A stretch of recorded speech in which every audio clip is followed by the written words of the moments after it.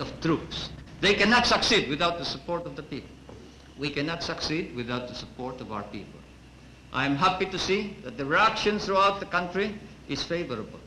I have received hundreds and hundreds of telegrams from all corners of the Philippines congratulating you and incidentally me for the proclamation of martial law, for the sudden cessation of anarchy and of criminality throughout the land, and of the re-establishment of an atmosphere of brotherhood amongst Filipinos. Now everybody seems concerned about his neighbor. Now everybody seems to be involved in the destiny not only of himself but of the entire country and of the entire nation. And this is what we have been hoping and praying for. I repeat, it is necessary to reform in order to attain the victory that we seek. It is necessary that we attain all the objectives that we have set. These objectives are: we must give to the poorest man whatever is his due.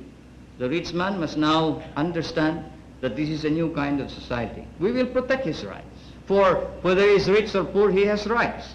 And those rights are as sacrosanct as the right of the military to dignity and to a reputation and a standard of proficiency to which he is entitled. Thus it is important that we must tell everybody, and I ask you to do this, to go out to your assignments, to your respective areas, to your units, to your area of operations, and tell everyone that every citizen in this country has rights, and those rights will be protected, whether he is a businessman or a mere janitor, whether he is a tenant or a landowner. Those rights should be protected, but we will treat each other as brothers. I feel it deep within me. You, the people, have spoken, and it is resounding.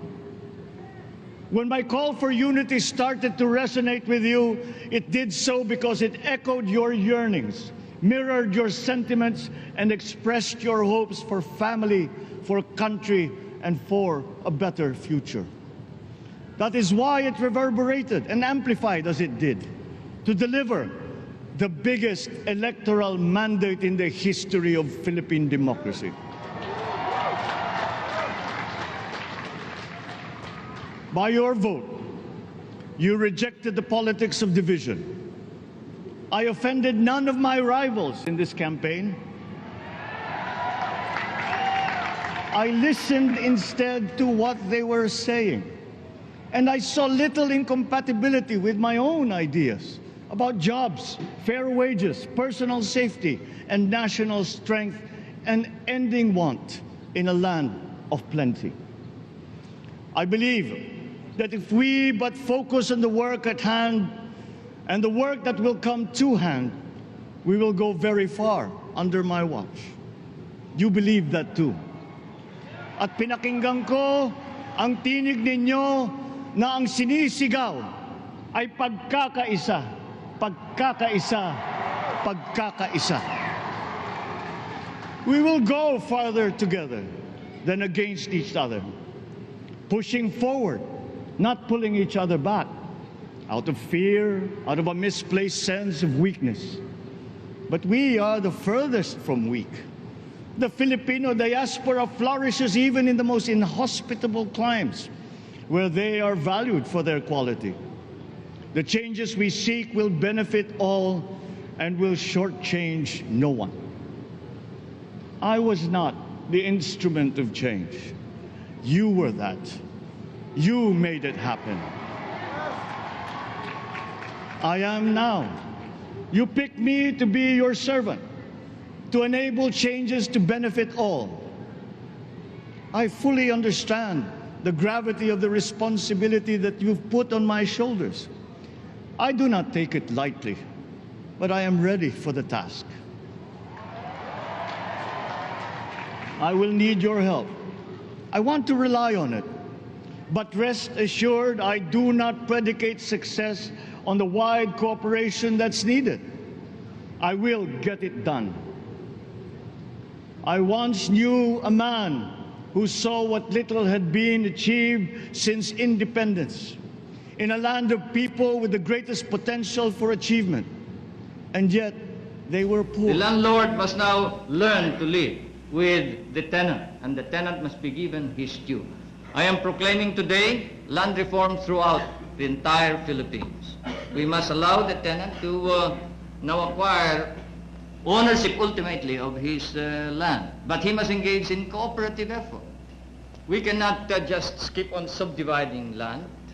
We must cooperate. We must now establish cooperatives of production, cooperatives in irrigation, cooperatives in rural electricity, cooperatives in consumption, cooperatives in everything that we do, because we are a small nation and most of our people are small people.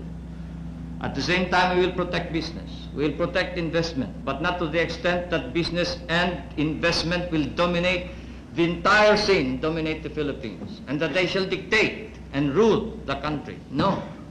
The business section need no fear whatsoever.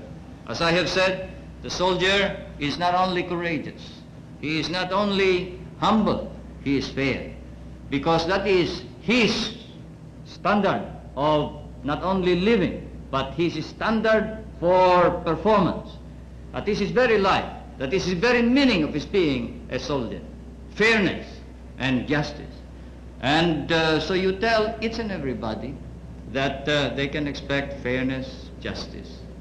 We will reform our society so we will weed out the corrupt in our government. We must do so, because a corrupt government is an insult to the entire country. And it encourages rebellion, it encourages revolution. There can be no success, no victory, no achievement if we do not alter and change our political institutions so as to be able to remove the sterile,